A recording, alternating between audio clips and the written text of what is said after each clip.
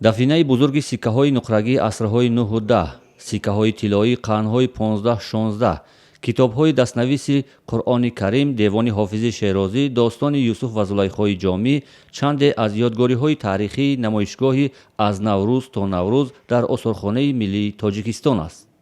дар ин намоишгоҳ ки рӯзҳои таҷлили Наврӯз оғоз шуд, 1864 бозёфти осори таърихиву фарҳангӣ ва асарҳои харидорӣ ва тақдимшуда ба Осорхонаи Миллии Тоҷикистон дар як соли ахирро фаро мегирад.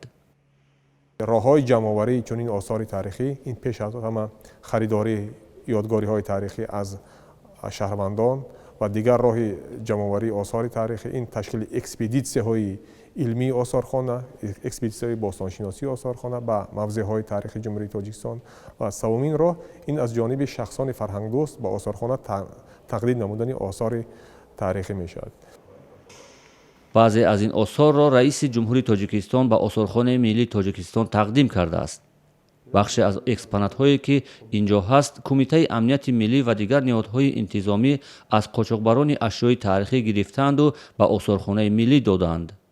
14 варақи чармӣ бо матни куфӣ, 11 сиккаи тиллои русӣ аз қарни 19, сигормони заррин, 2 офтобаи мисини аввали асри 20 аз ҳамин қабил ашё ҳастанд. то кунун ҳазорон нафар ба дидани ин ашёву экспонатҳо омаданд. ин намоиш аз таърихи 15 март фаъол буд ва дар давоми рӯзҳои наврӯзӣ аз ин намоишгоҳ ба миқдори 12600 нафар тамошобинон дидан карданд.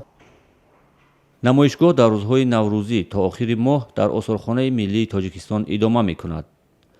Осорхонаи Миллии Тоҷикистон дар сохтмони нав 6 сол пеш фаъол шуд ва дар он 48 000 ёдгориҳои таърихиву фарҳангӣ маҳфуз аст.